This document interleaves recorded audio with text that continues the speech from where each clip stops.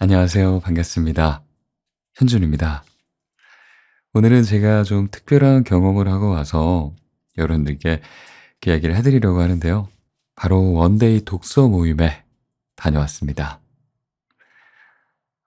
어떤 거냐면요. 여러 사람들이 좀 한 권의 책을 읽고 모여서 이제 이야기를 나누는 시간을 갖는 그런 독서 모임이었는데, 진행자의 리드 아래서 한 명씩 돌아가면서 생각을 나누는 시간이었어요.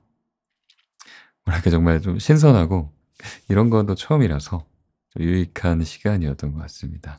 이렇게 서로 얘기하고 소통하고 이런 독서 모임은 해 봤는데, 이렇게 한 명씩 한 명씩 자기의 생각을 말하는 그런 모임은 처음이라서 괜찮았던 것 같아요. 그래서 오늘 소개해 드릴 책은 바로 그때 읽었던 책, 신혼이지만 각방을 씁니다 라는 책입니다. 제목부터 조금은 우리의 고정관념을 건드리는 것 같지 않나요? 신혼인데 각방? 각방이라고요? 하는 의문이 절로 들 것 같은데, 저도 그랬습니다. 이 책을 처음 보자마자 '어?' 하는 생각이 들어서 이 책이 주제로 나와 있더라고요. 그래서 '아, 여기 모임 한번 가 봐야겠다.'라는 생각에 '재밌겠다.'라는 생각에 신청을 하게 되었습니다. 근데 또 이 책을 읽고 나니까 이 각방이라는 이 느낌이 또 다르게 다가와서 너무 좋았던 것 같아요. 그래서 여러분들께 나누고 싶어서 "저 이런 거 이런 책을 봤는데 이런 느낌을 느꼈어요."라고 이야기해 드리고 싶어서 이렇게 가져오게 되었습니다. 음. 저도 사실 결혼을 생각해야 되는 나이가 되다 보니까 음 이 책이 좀 더 특별하게 다가왔던 것 같아요. 그래서 그 자리에 나가서 결혼에 대한 내 생각을 이야기하고 또 다른 시각을 가진 분들의 또 이야기도 들어보면서 많은 생각들을 할 수 있었고 배울 수 있었던 것 같습니다. 아마 지금 영상을 보시는 분들 중에도 결혼에 대해서 진지하게 생각해 봤던 분이 계시다면 오늘 이 책의 이야기가 분명히 마음에 와닿으실 거라고, 느껴지는 부분이 있을 거라고 생각을 합니다. 이 책을 읽고 느낀 점을 살짝 이야기하자면, 이 책의 저자는요, 우리가 아주 당연하다고 여기는 많은 것들에 의문을 던집니다, 이 책에서. 이를테면 호화로운 결혼식장 대신에 작은 돌잔치 룸에서 결혼식을 올리고, 또 신혼부부인데 이 책 제목처럼 각방을 쓰기도 하고, 심지어 부모님의 용돈도 드리지 않기로 양가의 부모님과 협의를 보았다고 하는데, 얼핏 들으면 좀 충격적으로 들릴 수 있는 이 선택들이 실은 두 사람의 깊은 고민과 또 섬세한 대화 끝에 나온 결말들이더라고요. 또 그 맥락을 따라가는 재미도 있는 책입니다. 어떻게 하다가 그런 결정을 내리게 됐는지 하는 것들도 살펴보는 재미가 있더라고요. 그와 관련해서 저자는 책의 서두에서 이렇게 말합니다. 깊고 충분한 사유를 거치지 않은 출처 불분명한 생각들은 우리의 사고방식의 범위를 제한하는 고정관념으로 굳어지기 마련이다. 라고요. 그리고 또 이 부부의 선택이 또 특별해 보이는 또 다른 이유는 그들이 남들의 시선이라는 족쇄에서 어느 정도 벗어났기 때문이라고 생각합니다. 물론 그들도 인정받고 싶은 욕구는 있겠죠. 하지만 그것을 스스로 인지하고 그것보다 더 중요한 건 우리 둘의 삶이다 라는 걸 일찍이 깨달았기 때문에 각방을 쓰면서도 행복하게 서로 배려하면서 잘 살 수 있는 게 아닐까 하는 생각이 들었습니다. 그들이 말하는 각방을 쓴다는 건요, 얼핏 보면 서로 떨어지는 것 같지만 오히려 그 반대라고 이야기하고 있어요, 이 책에서. 이들은 서로를 깊이 신뢰하기 때문에 물리적 거리가 곧 정서적 거리가 아님을 여실히 보여줍니다. 서로 다른 기상시간, 또 코골이 같은 사소한 문제 때문에 서로를 불편하게 만드는 대신에 각자의 공간에서 편하게 쉬고 만날 때 더 좋은 에너지를 보여주면 된다라는 거죠. 저는 그 말이 굉장히 고개가 끄덕여졌어요. 사실 잠을 못 자고 그러면 짜증이 많이 나거든요. 그리고 결혼이라는 건 아무래도 서로 다른 환경에서 자라온 두 사람이 함께 살아가는 일일 겁니다. 다들 아시다시피 거기서 100% 맞는 커플은 없겠죠. 운이 좀 좋다면 많이 비싼 사람을 만나서 잘 살 수는 있겠지만 어디 그게 쉬울까요? 그게 아니죠. 그래서 저는 이렇게 말합니다. 서로의 다름을 인정하는 시스템을 만드는 것. 그것이 몇십 년간 다르게 살아온 두 사람이 함께 살아가는 현명한 방법이다. 라고요. 예를 들어 집안일도 되는 사람이 그냥 알아서 하는 게 아니라 처음부터 역할을 분담하고 시스템화하면 갈등이 훨씬 줄어들고 수월해질 수 있다고 말합니다. 사실 나만 손해보는 것 같고 배우자 때문에 잠을 잘 못 자고 하는 그런 것들 참아야 하는 거기도 하겠지만 그런 사소해 보이는 일들이 쌓이면 큰 불만이 되기도 하고 싸우게 되기도 하니까요. 저는 이 책을 다 읽고 문득 제가 좋아하는 김주한 교수님의 말씀이 생각이 났습니다. "우리는 결혼을 하면 배우자를 마치 내 것인 양 존중하지 않게 된다. 그것이야말로 관계를 망치는 가장 빠른 길이다." 라고요. 이제 이 책의 제목이 좀 다르게 보이지 않나요? "신혼이지만 각방을 씁니다."는 단순히 도발적인 어그로가 아닙니다. 그건 "우리는 사랑하기 때문에 서로의 다름을 존중합니다." 라는 의미인 거겠죠. 그리고 현실적인 얘기랑 또 이상적인 얘기가 혼재되어 있는 책인데 그럼에도 불구하고 꽤나 제 생각과 많이 닮아 있어서 잘 읽었던 책인 것 같습니다. 또 페이지도 얼마 되지 않아서 훅훅 읽을 수 있었네요. 그래요, 여러분. 오늘 하루 잘 마무리하시고요. 들어주셔서 감사합니다. 들어가 볼게요. 안녕. 신혼이지만 각방을 씁니다. 나와 아내는 금실이 더할 나위 없이 좋은 신혼부부임에도 각방을 쓴다. 각방을 쓰는 건 결혼하기 훨씬 전부터 이미 합의를 본 터였다.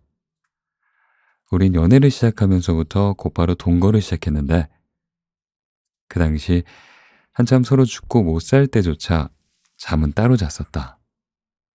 왜냐하면 각자만의 공간에서 잠을 자는 게 서로에게서 좋은 일이라고 생각했기 때문이다.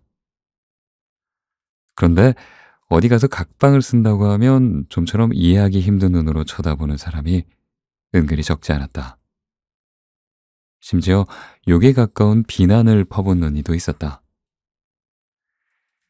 그럼에도 불구하고 전혀 아랑곳하지 않고 각방을 쓰는 게 대신 같이 자고 싶은 날은 기꺼이 함께하는 게 합리적이라는 것은 나도 아내도 별다른 이견이 없었다. 그에 대한 몇 가지 이유를 대보자면 다음과 같다. 일단 첫째로 각자 잠드는 시간대가 달라서다. 나는 새벽 기상을 시작한 이후로 새벽 4시에서 5시 사이엔 일어나야 해서 보통은 10시쯤 자고 늦어도 웬만하면 밤 11시는 넘기지 않는다. 아내는 원래부터 밤 9시나 10시쯤 되면 불 끄고 침대에 누워 잘 준비를 하는 사람이었다. 이렇게만 보면 둘 다 비슷한 때에 자는 게 아니냐 할 수도 있지만 잠에 들기까지의 과정이 좀 다르다. 나 같은 경우는 보통 베개에 머리만 갖다 대면 곧바로 자는 편이다. 가끔 마음이 난잡하거나 잠이 오지 않을 때면 명상을 하기도 한다. 어쩔 땐 ASMR 영상을 보다가 잠들 때도 있다. 그에 비해 아내는 자기 전 주로 SNS를 탐방하며 나름의 힐링 타임을 가진다. 책을 읽다가 슬며시 잠에 들 때도 있다.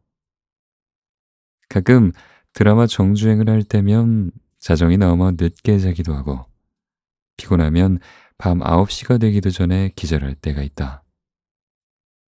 이처럼 우린 둘 다 비슷한 시간대에 침대에 눕긴 하지만 그 이후로 완전히 골아떨어질 때까지의 패턴이 많이 다르다.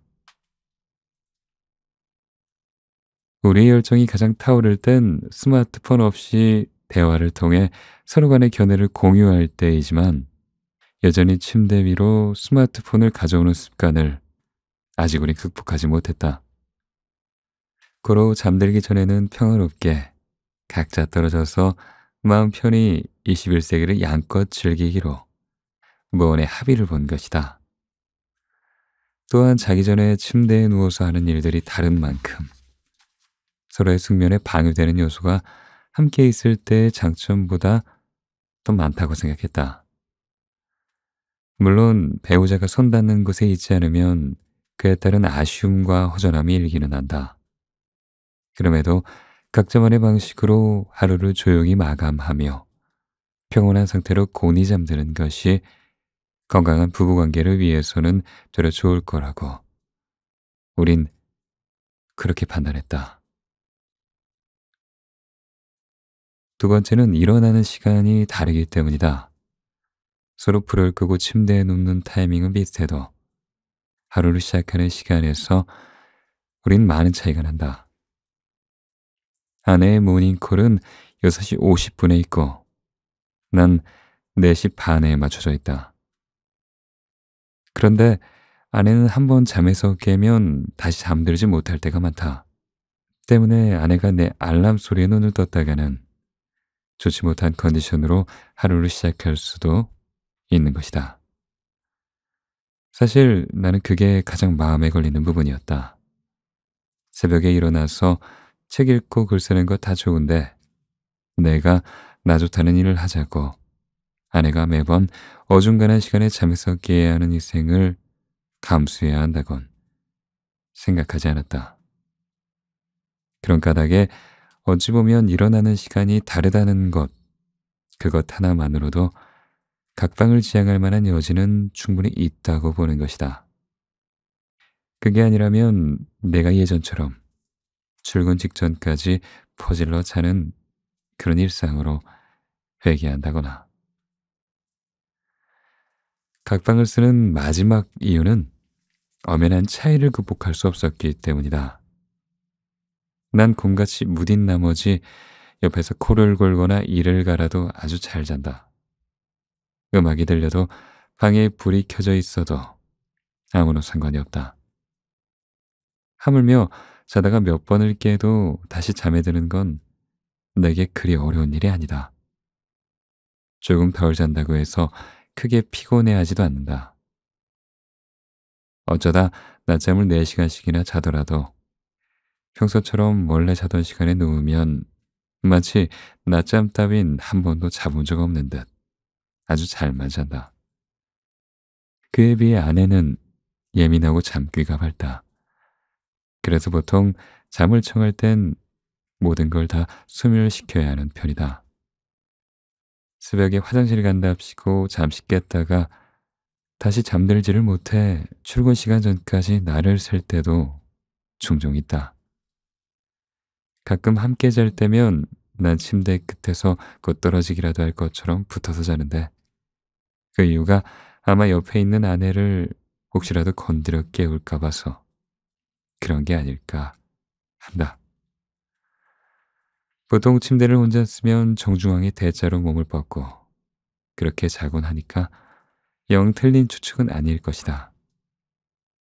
그러니까 머리로는 아닌 것 같아도 무의식적으로는 그만큼 신경을 쓰고 있는 것이다. 둘 다 똑같이 덥거나 추워도 그 정도가 다르듯 한 침대를 쓸 때 기본적인 체온의 차이도 무시할 수 없었다. 가령 여름에 에어컨 온도를 더 낮추고 싶은데 아내는 이미 춥다거나 겨울에 땀이 날 것 같아서 그만 보일러를 끄려는데 아내는 되려 전기장판까지 꺼내들 수 있는 것처럼 말이다. 이처럼 좁혀지지 않는 차이를 가장 평화롭게 극복할 수 있는 방법은 잘 때만이라도 서로 물리적인 거리를 두는 것이라고 생각했다. 우리 부부에게 있어서 각방을 쓴다는 건 서로의 차이를 인정하고 존중하겠다는 의향이 다분하다는 걸 증명하는 셈이었다. 그리고 우리라는 관계를 지키기 위해 받아들일 건 겸허히 받아들이고 취할 건 확실하게 취하자는 의미를 내포하고 있는 것이었다. 물론 함께 있는 것이 좋긴 더 좋다. 특히 우리는 연애 시절부터 지금까지도 큰 다툼 한 번 없이 잘 지내왔던 만큼이나 더욱 그렇다. 하지만 아무리 사이가 좋더라도 너무 붙어 있는 것 또한 결코 좋지만은 않다는 걸 서로가 너무 잘 알고 있다. 둘 다 연애 경험이 적지 않았기에 두말할 것 없이 인정하는 부분이었다. 때문에 각자만의 공간에서 편안하게 하루를 마감하는 걸 전혀 나쁘게 받아들이지 않을 수 있었다. 다만 그저 우리는 잘 때만 떨어져서 잘 뿐이다. 특별한 일이 있지 않은 이상 자기 전까지 대화를 나누기도 하고 재미난 영상을 같이 보기도 하면서 함께 시간을 보낸다. 그러니 각방을 써도 서로의 부재를 느낄 겨를이 없다. 사람이 잠에 빠져들면 어차피 그때부턴 각자 개인 플레이로 진입하게 된다. 그런 점을 감안하면 부부라고 해서 꼭 같이 자야만 한다고 생각되지 않을 뿐더러 한 침대를 쓰지 않는다는 이유로 섭섭함을 토로할 일도 없게 된다. 난 어릴 때부터 화목한 가정을 꾸리고 싶었다. 어쩌다 그런 생각을 갖게 됐는지는 잘 몰라도 세상 물정 모를 때 품었던 소망치고는 나이가 들어감에도 그 마음은 조금도 약해지지 않았다. 때문에 결혼 생활을 하고 있는 사람들을 가만히 지켜보면서 어떻게 하면 결혼에서도 행복하게 잘 지낼 수 있을까에 대한 고민을 자주 했었다. 그 숱한 고민 끝에 어느 순간 닿게 된 솔루션 중 하나가 바로 부부끼리 각방을 쓰는 것이었다. 왜냐하면 결혼 후에 사이가 멀어진 사람들을 보면 그렇게 될 수밖에 없는 이유들이 여럿 있는데 그중 단연코 으뜸에 속하는 게 서로를 필요 이상으로 구속하는 것이었기 때문이다. 결혼했다는 이유로 상대방의 남편 혹은 아내가 되었다는 이유로 가족이 되었다는 이유로 당연하지 않은 것들을 당연하게 여기는 이들을 심심치 않게 눈과 귀로 접할 수 있었다. 사랑하는 마음으로 만났으면서 결혼만 하면 왜 그리도 서로를 못 잡아먹어서 안달일까? 아마 내 생각에 그들은 그렇게 해도 된다 라는 관념이 마음 깊이 뿌리 내리고 있어서 그렇지 않을까 한다. 인간과 세상에 대한 탐구를 할수록 그렇게 해도 된다 같은 건 전혀 없다는 걸 여실히 깨닫는다. 그렇기에 어떤 생각이나 행동의 근간이 단지 배우자라는 이유가 전부라면 최대한 경계하고자 한다. 아내는 배우자이기 이전에, 한 여자이기 이전에 한 명의 인간이라는 독보적인 존재이기 때문이다. 그 자명한 진실을 항상 명심하면서 터무니없는 이유를 들먹이며 내 사람을 함부로 대하지 않으려 한다. 배우자를 함부로 대하는 건 나 자신을 함부로 대하는 것과도 다르지 않을 것이다. 사람은 당연함에 매몰될수록 사유를 하지 않게 된다. 당연한 것들을 의심하지 않으면 그토록 사랑했던 사람조차 눈앞에 두고도 제대로 바라보지 못하는 눈뜬 장님이 되는 건 시간 문제다. 고로 사유의 부재는 생애 가장 특별한 관계를 맺은 사람을 허무하게 잃어버리는 비극을 불러오기에 전혀 부족함이 없는 인생적 결함인 것이다. 서로 사랑하는 마음을 기반으로 해서 남은 평생 한 지붕 아래 함께 살아가기로 약속하는 건 그 자체로 좋은 일이긴 하다. 하지만 그와 동시에 결혼을 한다는 건 멀쩡히 혼자 잘 지내고 있는 사람의 세계관에 막대한 영향을 끼치는 존재로 서로가 서로에게 거듭나는 것과도 다르지 않다. 사람이라면 누구나 옆에 있는 배우자에게 잘해주고 싶고 좋은 모습만 보여주고 싶겠지만 인생살이 생각처럼 그리 쉽게 흘러가는 법이 없다. 하물며 자기 자신도 제대로 통제하지 못하는 게 인간의 특징이건만 상대방의 세계관을 내 영역에 들이는 것도 모자라 적절한 조화까지 이루어야 하는 건 정말이지 복잡하고 어려운 일이다. 아무리 사랑하는 사람일지라도 눈에 보이는 겉모습만으로는 당최 속을 알 길이 없기에 조율은 결코 쉬운 게 아니다. 그래서 난 관계를 지키기 위한 시스템이 중요하다고 생각했다.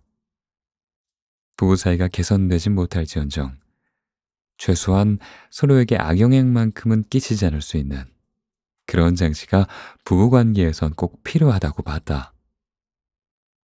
아무리 사소한 규칙이라도 있고 없고에 따라 결혼 생활의 평화가 갈릴 거라 여길 정도로 말이다. 남과 남이었던 관계가 너와 나를 뛰어넘어 우리가 되었다 한들 현실은 최초의 남과 남에서부터 전혀 바뀌지 않았음을 인정하는 바이다. 배우자를 완벽한 타인으로서 배우자를 완벽한 타인으로서 끝까지 존중하려는 자세에 근본이 되는 이유다. 그래서 우린 각방을 쓰기로 했다. 서로의 관계를 지키기 위해.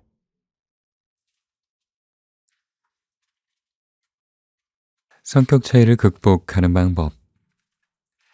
성격이 비슷하면 잘 지낼 수 있는지, 성격이 달라도 잘 지내는데 별 상관이 없는지를 누가 내게 묻는다면 일말의 고민도 없이 후자의 편을 들어줄 것 같다.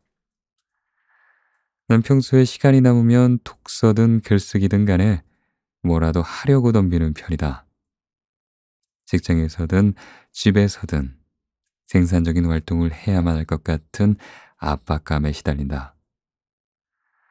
다양한 방면에서 인정받고 싶은 욕구가 강한 탓에 더 나은 사람이 될 수 있는 방법이 있다면 가리지 않고 탐닉하고자 한다.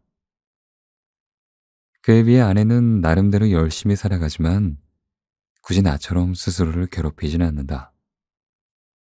남들에게 인정을 받든 말든 아무런 관심도 없다. 일할 땐 일하고 쉴 땐 제대로 쉰다. 물건을 살 때도 큼지막한 것 대충 알아보고 서둘러 사버리는 나와는 달리 아내는 이것저것 꼼꼼하게 따져보고 사는 축에 속한다. 이처럼 나와는 정반대편의 세상에 속한 사람인 것 마냥 다른 점이 아주 많은 아내와도 나는 큰 다툼 없이 잘 지내고 있다. 물론 수년을 함께 붙어 있는데 문제가 아주 없었던 것만은 아니다. 감정이 상할 만큼 작은 갈등이 우리 사이를 비집고 들어온 적은 몇 번 있었다. 기질이 온순하고 감정 기복이 없는 편이라 자부하는 나조차도 아내가 심기를 건드리는 말을 할 때면 화가 일어난다. 언제 한 번은 내가 다혈질인가 싶을 정도로 분노가 삽시간에 차오른 적도 있었다. 다만 그런 순간이 올 때면 그때마다 취하는 방법이 한 가지가 있는데 그건 바로 일단 기다리고 보는 것이다. 화를 내봤자 좋을 건 하나도 없다. 아내는 그저 자신의 의사를 표현한 것뿐이야 라는 생각을 되뇌면서 말이다. 짧게는 10초에서 길게는 5분 정도까지 가만히 있다 보면 순간에 일었던 감정들은 대부분 온데간데 없이 사라지고 없었다. 그러한 경험이 한 번씩 중첩될 때마다 아, 방금 전에 일어났던 감정은 어차피 지나갈 거였구나. 금세 나를 스쳐갈 감정에 말리는 바람에 아내에게 못되게 굴었다면 난 무조건 후회했겠구나 라는 생각들이 매번 마음에 남았다.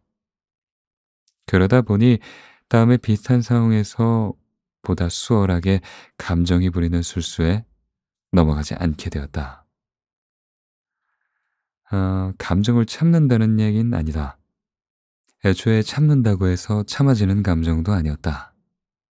내가 붙잡지만 않으면 금방 흘러나갈 것이라는 믿음에 기대어 얌전히 흘려보낸다고 하는 게 가장 적절한 표현일 듯 싶다. 참고자 하는 집념을 필두로 감정을 억누르는 것과 가만히 있으면 나를 지나갈 것이라는 생각으로 묵묵히 기다리는 건 이 두 가지는 얼핏 비슷한 것 같긴 해도 자세히 보면 많이 다르다. 감정을 비롯하여 뭔가를 참는다는 건 생각을 생각으로서 통제하려는 것과 다르지 않다. 그렇게 하면 기존의 생각을 다른 생각으로 덮을 수는 있겠으나 그 후에 일어난 그 다른 생각이 오히려 마음을 전보다 더 어지럽힐 수도 있다. 반면에 자신에게 일어난 반응을 가만히 지켜보며 기다리는 건 쉽게 말해 스스로를 관찰한다는 개념이다. 그러니까 내가 지금 화가 난 상태구나. 아, 나는 이런 상황에서 좀 격하게 반응하게 되는구나. 라며 나의 상태를 마치 남일처럼 쳐다보듯 한 발 떨어져 바라보는 것이다. 그러다 보면 희한하게도 격양된 감정이 금세 가라앉게 된다. 실제 우리가 남 일을 대할 때 금세 무심해지는 것처럼 말이다. 경험상 부정적인 감정에 집착하지 않고 흐르는 시간에 잠시 나를 내맡기기만 하면 불편한 심기는 이내 이전의 평안을 되찾곤 했다. 시간이 약이다. 라는 건 괜한 말이 아니었다. 물론 감정에 반응하지 않고 흘리는 게 말처럼 쉬운 건 아니다. 그게 마음 먹는 대로 쉽게 될 일이었으면 찰나의 순간을 견디지 못해 평생 후회로 남을 법한 일을 저지른 사람들은 지금보다 현저히 적었을 테니까. 더구나 부정적인 감정일수록 자극적이어서 휘말리지 않는 게 더 힘든 법이다. 감정이 일으키는 반응에 쉽게 동요되지 않으려면 그만큼의 연습이 필요했다. 내가 마음 공부를 손에 놓지 않으려고 평소 부단히 애쓰는 건 바로 그 때문이다. 독서나 글쓰기도 그렇지만 산책이나 명상 같은 정적인 활동도 되도록이면 꾸준히 하려는 게 유사시 흥분된 마음을 보다 빨리 원점으로 돌릴 만한 힘을 기르기 위해서다. 숱한 성공한 사람들을 비롯해서 평안을 바라는 대부분의 사람들이 한다는 게 꽤나 비슷한 건 다 그만한 이유가 있었다. 서로 사랑하는 마음으로 결혼을 했음에도 불구하고 사람들이 이혼이란 안타까운 절차를 밟는다. 그에 대한 사유는 상상 이상으로 다양하겠으나 그 중에 많은 지분을 차지하는 건 아마 성격 차이가 아닐까 한다. 그런데 성격이 다르단 걸 아예 모르고서 결혼한 경우는 꽤 드물다. 보통의 연애를 거친다면 그런 걸 모를 리가 없다. 어쩌면 세상에서 나보다 나를 더 잘할 만한 존재는 다름 아닌 나를 사랑하는 사람이니까. 하지만 그럼에도 성격 차이를 내세우며 갈라서게 되는 건 한 지붕 아래 함께 살아가는 동안 미처 몰랐던 새로운 면들을 목격하는 데서 오는 변수를 극복하지 못해서라고 생각한다. 그러니까 상대방에 대해서 웬만큼 다 안다고 생각했는데 그게 아니었던 것이다. 그런데 그럴 수밖에 없는 것이 함께 지내는 시간이 많아질수록 콩깍지는 자연스레 벗겨지기 때문이다. 그리고 연애할 때는 상대방에게 보이고 싶지 않은 모습을 감추는 게 어느 정도 가능했을지라도 결혼 후에 같이 살게 되면 그것도 한계가 있다. 가면을 쓰고 사는 건 그 자체만으로도 상당한 스트레스로 다가오기 때문에 계속 유지하기도 힘들다. 결혼 후에 일어나는 거의 대부분의 문제는 바로 이 시점의 불만을 얼마나 어떻게 품는지에 따라 갈린다고 해도 과언이 아니다. 이때 만약 마음에 들지 않는 부분이 포착된 후로 계속해서 그것만을 곱씹는다면 그 모난 점은 더 또렷해질 수밖에 없다. 그럼 관계의 종착지는 둘 중 하나다. 언젠간 끝을 보거나 아님 계속해서 불편하게 살아가거나. 아무리 서로가 잘 맞다고 주장해도 어느 정도의 성격 차이는 있을 수밖에 없다. 각자만의 환경에서 성장한 만큼이나 천차만별로 다른 사고방식을 지닌 두 존재가 만났는데 오히려 성격이 비슷한 게 더 이상한 일일 듯 싶다. 참고할 만한 규격집도 없이 한 사람은 볼트를 만들고 다른 한 사람은 너트를 만드는데 그것들이 단번에 들어맞을 리 만무한 것처럼 말이다. 단언컨대 성격 차이가 없다고 하는 경계가 있다면 그건 성격이 잘 맞는 게 아니라 아직 서로를 잘 모르는 단계일 것이다. 혹은 생각보다 관심이 없거나. 더군다나 사람은 상황에 맞게끔 매 순간 변하는 존재다. 겉으로 보이는 모습은 별 차이가 없을지언정 하루가 다르게 우린 변하고 있다. 그러니 함께 살아가는 와중에 없던 차이도 느닷없이 생기는 건 지극히 자연스러운 일이다. 사실 차이는 문제가 아니다. 차이를 어떻게 받아들이고 대처하는지에 따라 문제는 생길 수도 있고 아닐 수도 있다. 상대방이 못마땅한 건 성격의 차이가 탓일 수도 있지만 그저 상대방을 이해하고 싶지 않거나 상대방을 이해할 만한 마음의 여지가 없기 때문일지도 모르겠다. 자고로 문제는 문제로 삼으면 문제가 된다고 했다. 그러니 성격 차이는 극복하는 게 아니라 그냥 받아들여야 하는 부분이라고 생각한다. 달리 말해 차이를 좁히려고 할 게 아니라 차이를 이해하고자 노력하는 게 더 낫다는 말이다.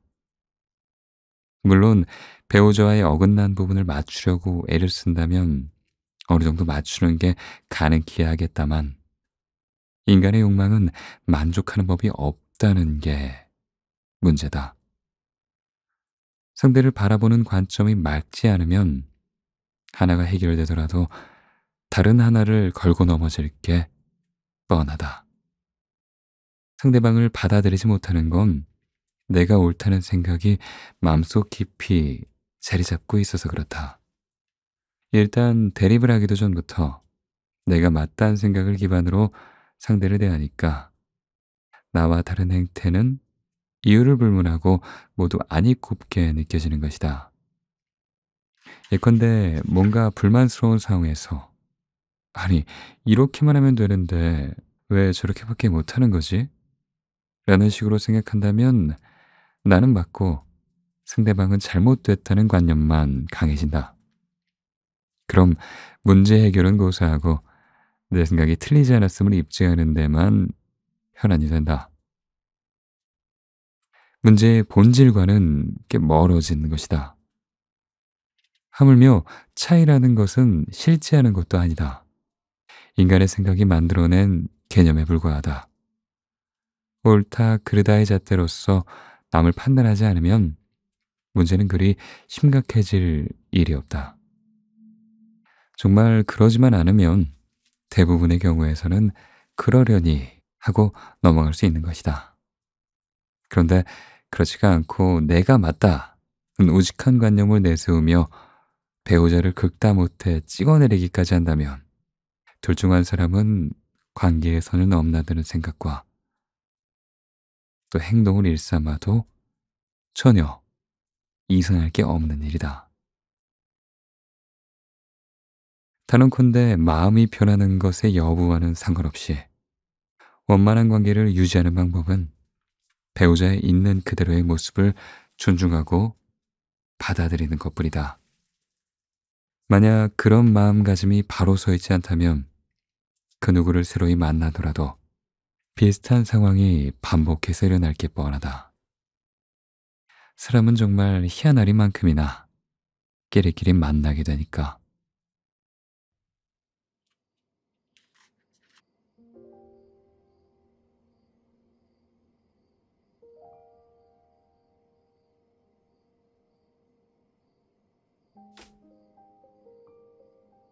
신혼이지만 각방을 씁니다. 나와 아내는 금실이 더할 나위 없이 좋은 신혼부부임에도 각방을 쓴다. 각방을 쓰는 건 결혼하기 훨씬 전부터 이미 합의를 본 터였다.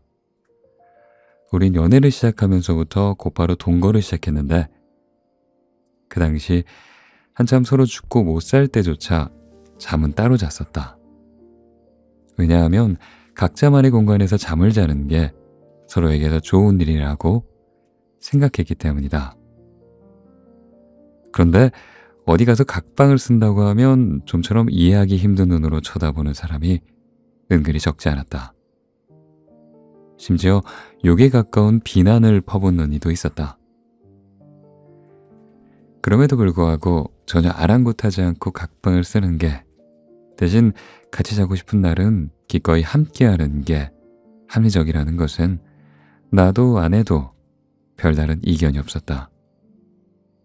그에 대한 몇 가지 이유를 대보자면 다음과 같다. 일단 첫째로 각자 잠드는 시간대가 달라서다.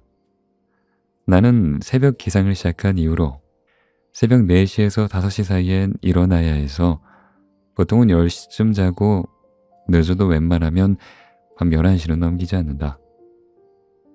아내는 원래부터 밤 9시나 10시쯤 되면 불 끄고 침대에 누워 잘 준비를 하는 사람이었다.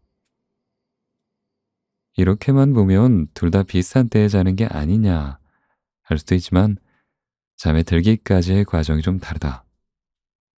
나 같은 경우는 보통 베개에 머리만 갖다 대면 곧바로 자는 편이다. 가끔 마음이 난잡하거나 잠이 오지 않을 때면 명상을 하기도 한다. 어쩔 땐 ASMR 영상을 보다가 잠들 때도 있다. 그에 비해 아내는 자기 전 주로 SNS를 탐방하며 나름의 힐링 타임을 가진다. 책을 읽다가 슬며시 잠에 들 때도 있다. 가끔 드라마 정주행을 할 때면 자정이 너무 늦게 자기도 하고 피곤하면 밤 9시가 되기도 전에 기절할 때가 있다. 이처럼 우린 둘 다 비슷한 시간대에 침대에 눕긴 하지만 그 이후로 완전히 골아떨어질 때까지의 패턴이 많이 다르다. 우리의 열정이 가장 타오를 땐 스마트폰 없이 대화를 통해 서로 간의 견해를 공유할 때이지만 여전히 침대 위로 스마트폰을 가져오는 습관을 아직 우린 극복하지 못했다. 고로 잠들기 전에는 평화롭게 각자 떨어져서 마음 편히 21세기를 양껏 즐기기로 무언의 합의를 본 것이다. 또한 자기 전에 침대에 누워서 하는 일들이 다른 만큼 서로의 숙면에 방해되는 요소가 함께 있을 때의 장점보다 더 많다고 생각했다. 물론 배우자가 손 닿는 곳에 있지 않으면 그에 따른 아쉬움과 허전함이 일기는 한다. 그럼에도 각자만의 방식으로 하루를 조용히 마감하며 평온한 상태로 곤히 잠드는 것이 건강한 부부관계를 위해서는 되려 좋을 거라고 우린 그렇게 판단했다. 두 번째는 일어나는 시간이 다르기 때문이다. 서로 불을 끄고 침대에 눕는 타이밍은 비슷해도 하루를 시작하는 시간에서 우린 많은 차이가 난다. 아내의 모닝콜은 6시 50분에 있고 난 4시 반에 맞춰져 있다. 그런데 아내는 한번 잠에서 깨면 다시 잠들지 못할 때가 많다. 때문에 아내가 내 알람 소리에 눈을 떴다가는 좋지 못한 컨디션으로 하루를 시작할 수도 있는 것이다. 사실 나는 그게 가장 마음에 걸리는 부분이었다. 새벽에 일어나서 책 읽고 글 쓰는 거 다 좋은데 내가 나 좋다는 일을 하자고 아내가 매번 어중간한 시간에 잠에서 깨야 하는 희생을 감수해야 한다곤 생각하지 않았다.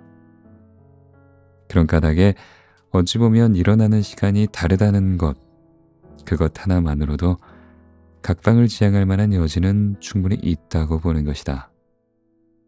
그게 아니라면 내가 예전처럼 출근 직전까지 퍼질러 자는 그런 일상으로 회귀한다거나. 각방을 쓰는 마지막 이유는 엄연한 차이를 극복할 수 없었기 때문이다. 난 곰같이 무딘 나머지 옆에서 코를 골거나 이를 갈아도 아주 잘 잔다. 음악이 들려도 방에 불이 켜져 있어도 아무런 상관이 없다. 하물며 자다가 몇 번을 깨도 다시 잠에 드는 건 내게 그리 어려운 일이 아니다. 조금 덜 잔다고 해서 크게 피곤해하지도 않는다. 어쩌다 낮잠을 4시간씩이나 자더라도 평소처럼 원래 자던 시간에 누우면 마치 낮잠 따윈 한 번도 자본 적 없는 듯 아주 잘만 잔다. 그에 비해 아내는 예민하고 잠귀가 밝다. 그래서 보통 잠을 청할 땐 모든 걸 다 소멸시켜야 하는 편이다. 새벽에 화장실 간답시고 잠시 깼다가 다시 잠들지를 못해 출근 시간 전까지 날을 샐 때도 종종 있다.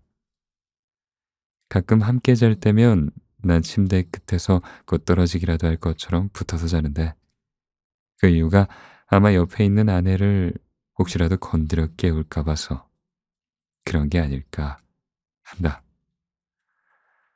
보통 침대를 혼자 쓰면 정중앙에 대자로 몸을 뻗고 그렇게 자곤 하니까 영 틀린 추측은 아닐 것이다. 그러니까 머리로는 아닌 것 같아도 무의식적으로는 그만큼 신경을 쓰고 있는 것이다. 둘 다 똑같이 덥거나 추워도 그 정도가 다르듯 한 침대를 쓸 때 기본적인 체온의 차이도 무시할 수 없었다. 가령 여름에 에어컨 온도를 더 낮추고 싶은데 아내는 이미 춥다거나 겨울에 땀이 날 것 같아서 그만 보일러를 끄려는데 아내는 되려 전기장판까지 꺼내들 수 있는 것처럼 말이다.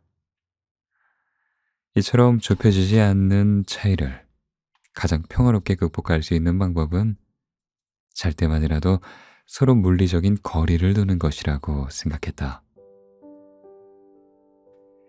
우리 부부에게 있어서 각방을 쓴다는 건 서로의 차이를 인정하고 존중하겠다는 의향이 다분하다는 걸 증명하는 셈이었다.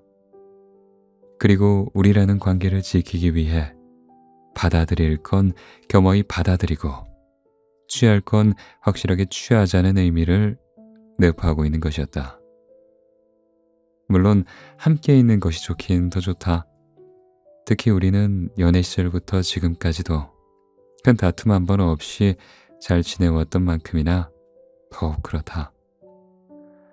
하지만 아무리 사이가 좋더라도 너무 붙어있는 것 또한 결코 좋지만은 않다는 걸 서로가 너무 잘 알고 있다.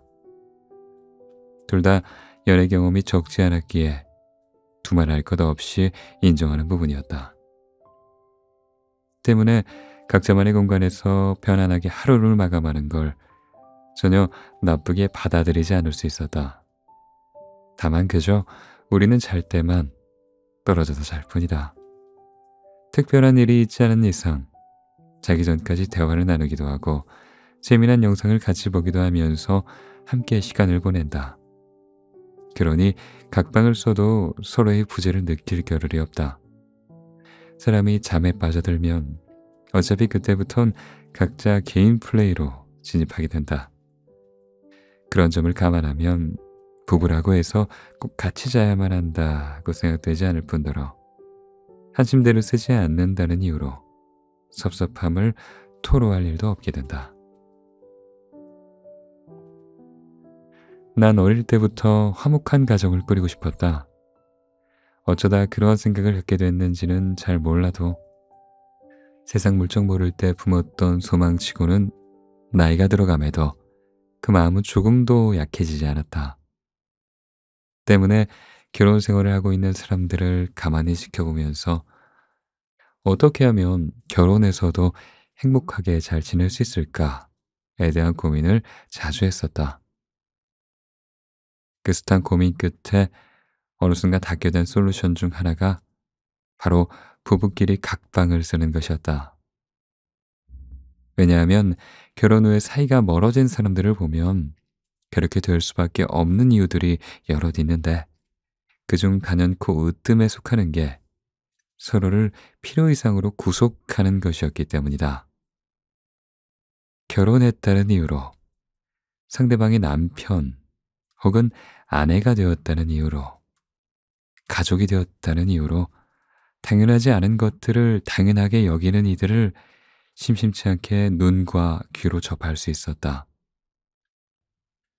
사랑하는 마음으로 만났으면서 결혼만 하면 왜 그리도 서로를 못 잡아먹어서 안달일까?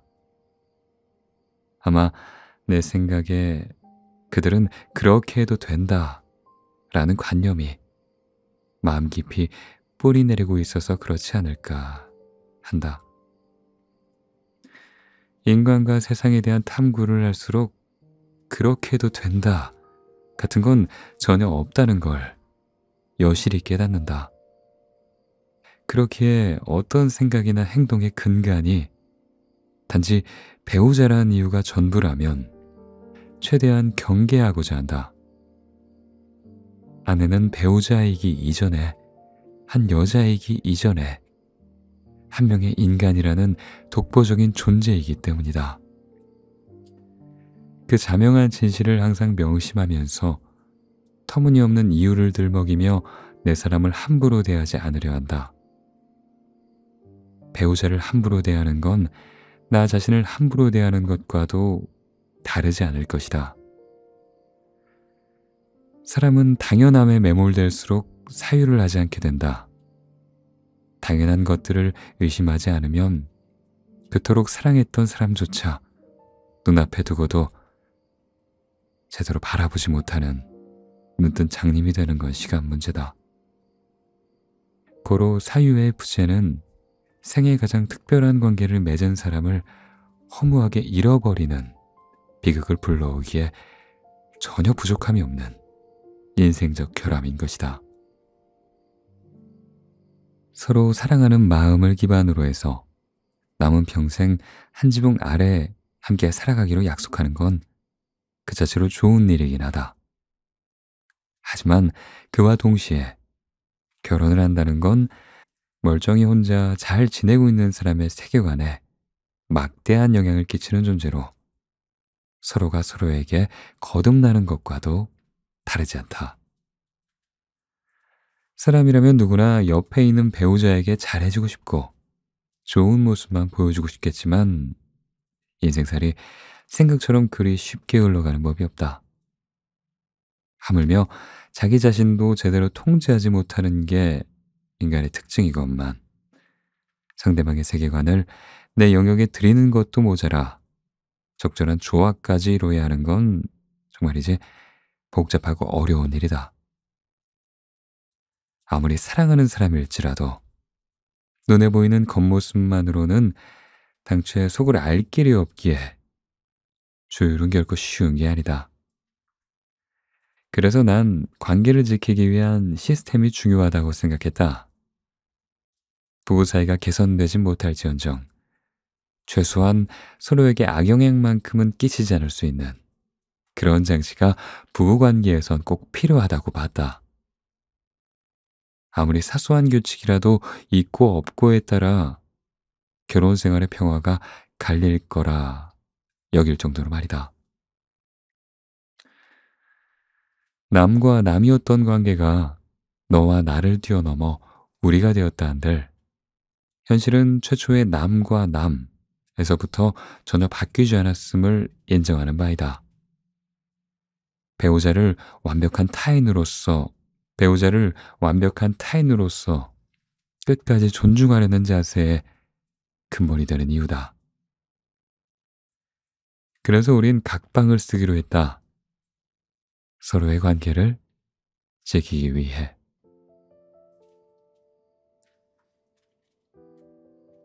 성격 차이를 극복하는 방법.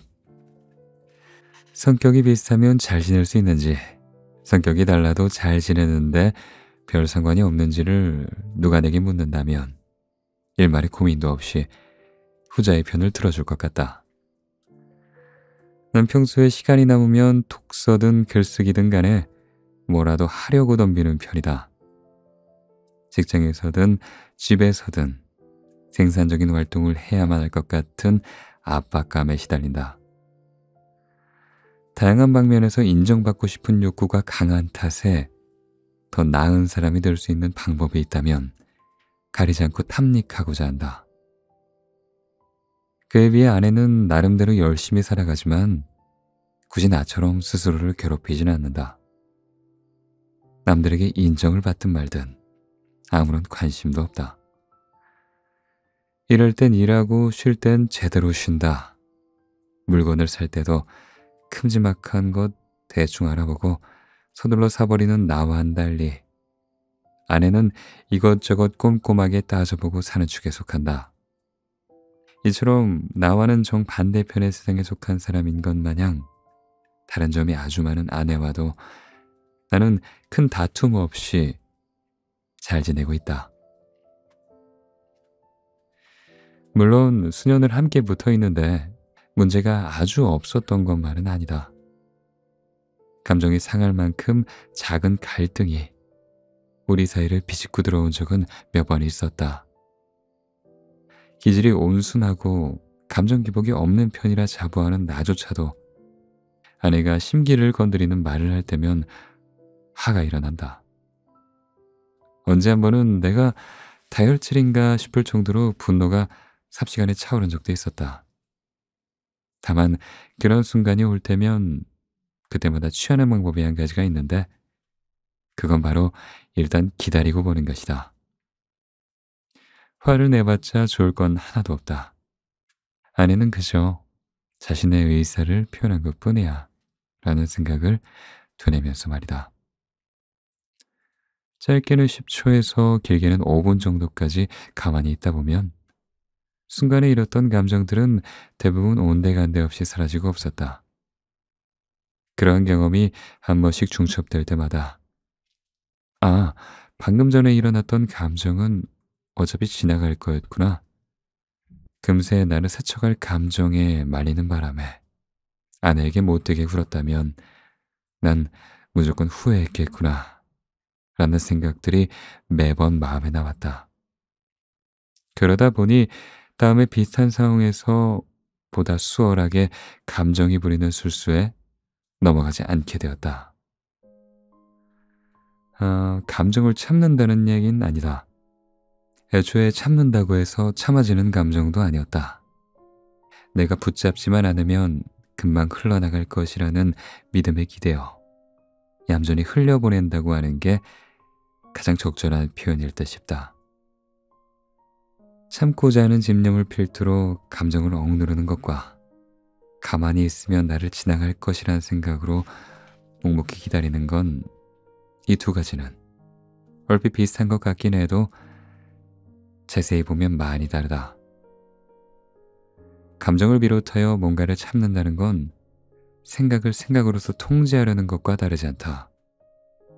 그렇게 하면 기존의 생각을 다른 생각으로 덮을 수는 있겠으나 그 후에 일어난 그 다른 생각이 되려 마음을 전보다 더 어지럽힐 수도 있다.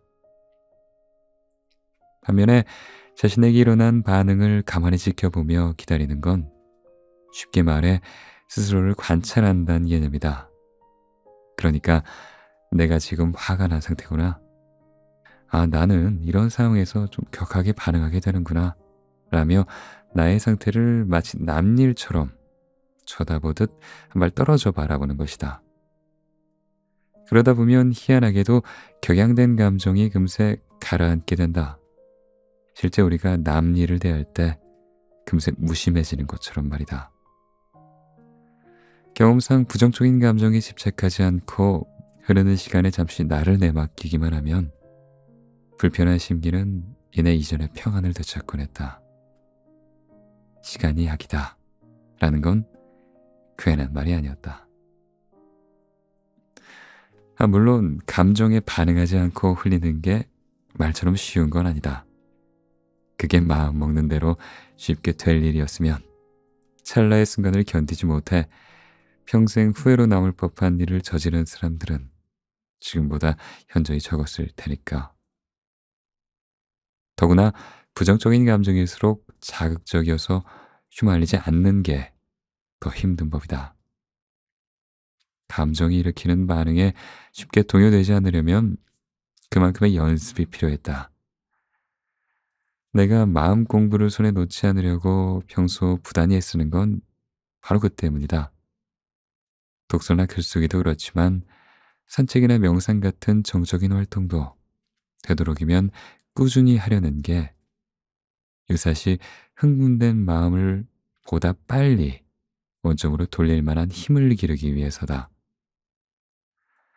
숱한 성공한 사람들을 비롯해서 평안을 바라는 대부분의 사람들이 한다는 게 꽤나 비슷한 건 다 그만한 이유가 있었다.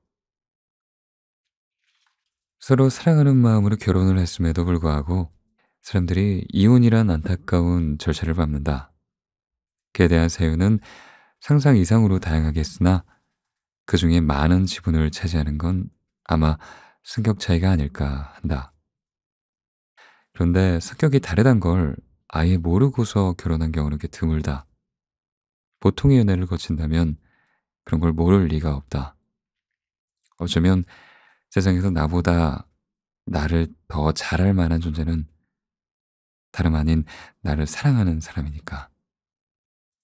하지만 그럼에도 성격 차이를 내세우며 갈라서게 되는 건 한 지붕 아래 함께 살아가는 동안 미처 몰랐던 새로운 면들을 목격하는 데서 오는 변수를 극복하지 못해서라고 생각한다.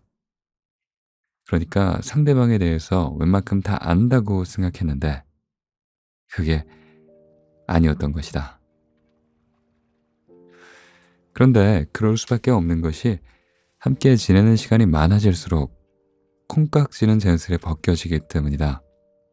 그리고 연애할 때는 상대방에게 보이고 싶지 않은 모습을 감추는 게 어느 정도 가능했을지라도 결혼 후에 같이 살게 되면 그것도 한계가 있다. 가면을 쓰고 사는 건 그 자체만으로도 상당한 스트레스로 다가오기 때문에 계속 유지하기도 힘들다.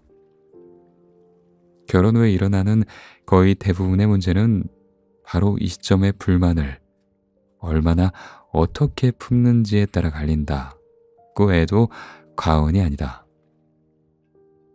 이때 만약 마음에 들지 않는 부분이 포착된 후로 계속해서 그것만을 곱씹는다면 그 모난 점은 더 또렷해질 수밖에 없다.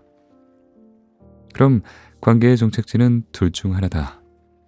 언젠간 끝을 보거나 아님 계속해서 불편하게 살아가거나. 아무리 서로가 잘 맞다고 주장해도 어느 정도의 성격 차이는 있을 수밖에 없다. 각자만의 환경에서 성장한 만큼이나 천차만별로 다른 사고방식을 지닌 두 존재가 만났는데 오히려 성격이 비슷한 게 더 이상한 일일 듯 싶다. 참고할 만한 규격집도 없이 한 사람은 볼트를 만들고 다른 한 사람은 너트를 만드는데 그것들이 단번에 들어맞을 리 만무한 것처럼 말이다.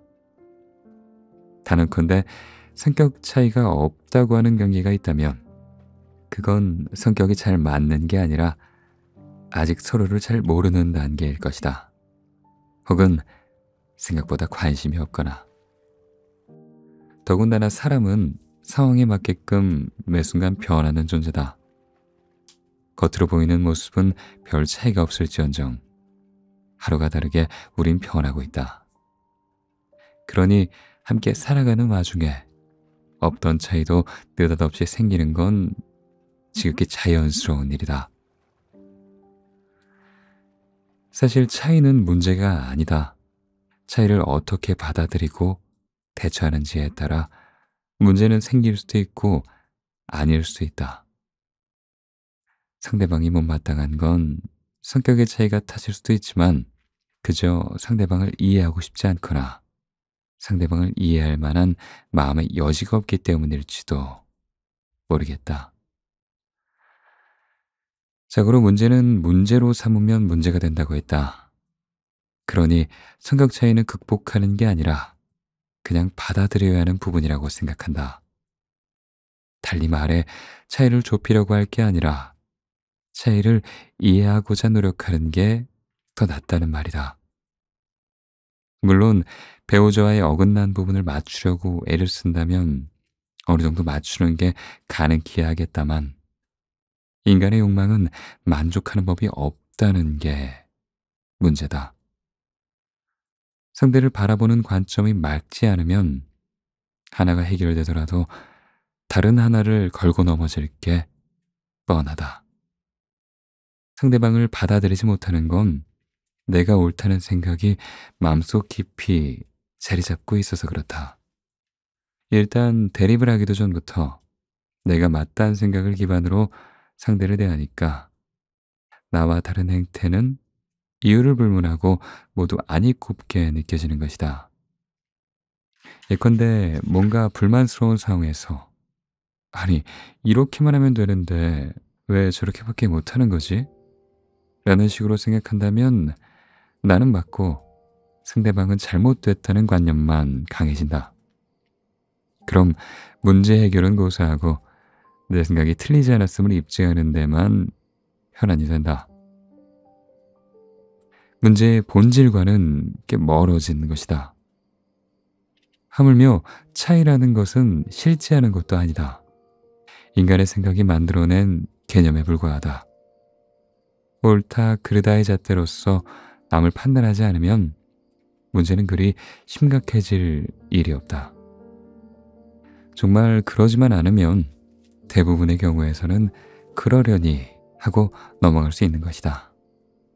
그런데 그렇지가 않고 내가 맞다는 우직한 관념을 내세우며 배우자를 극다 못해 찍어내리기까지 한다면 둘 중 한 사람은 관계의 선을 넘나드는 생각과 또 행동을 일삼아도 전혀 이상할 게 없는 일이다.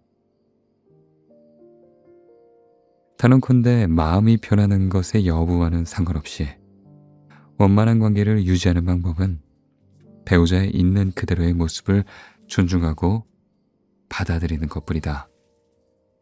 만약 그런 마음가짐이 바로 서 있지 않다면 그 누구를 새로이 만나더라도 비슷한 상황이 반복해서 일어날 게 뻔하다. 사람은 정말 희한하리만큼이나 끼리끼리 만나게 되니까.